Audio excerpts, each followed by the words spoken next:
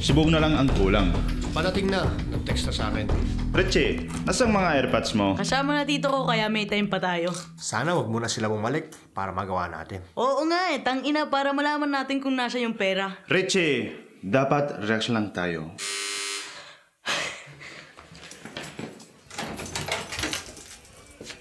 Uy.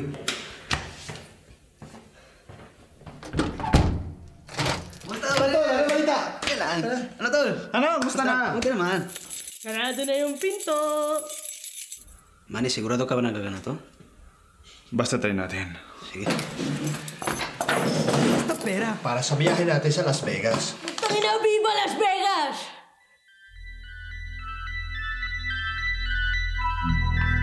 Philippine Riha.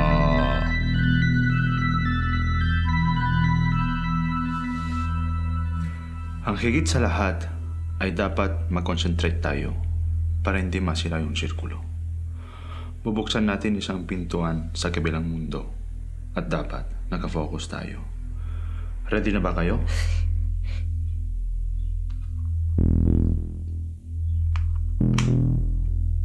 Gusto namin makausap si John Muela. Isang buwan na nakalipas simula nung nasagasahan siya ng ambulansya. Diyan ka ba, Tol? Sama-sama tayo para mas malakas ang koneksyon. Yun lang? Ang dami ka na jumwala dun sa taas. John Muela, nandito kami mga tropa mo. Si Richie, si Edwin, si Bong, at ako. Gusto ka namin kontakin, John Muela. Nandiyan ka ba, pare? At least sinubukan natin.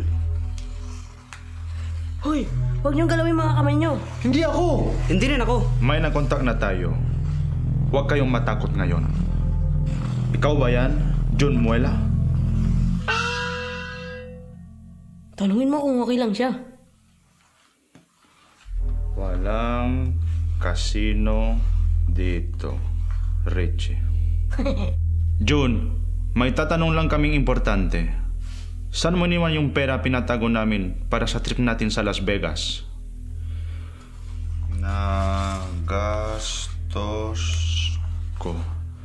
Nagastos ko. Ito naman oh. Huwag mong sarayin yung connection, Richie! Anong kalokohan to? Sigurado inubos niya sa makina. Richie! June! Huwag kang umalis! June! Natatakot ako. Bakit mo? Patay mo na ito, Manny! June!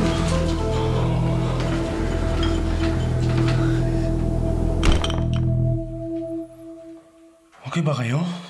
Nataya yata ko, tol. Wala na akong pakialam sa pera na yan. Richie? Okay ka lang? Richie?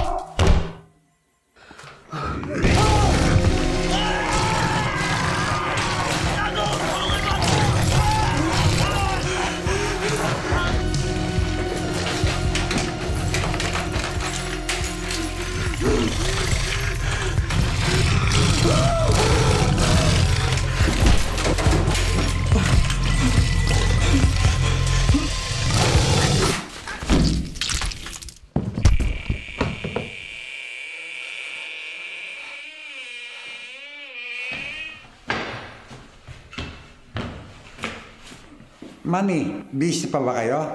Napakabait ba si Richie? Tara, may ginagawa pa sila. Pero maglilinis kayo ng bahay ah.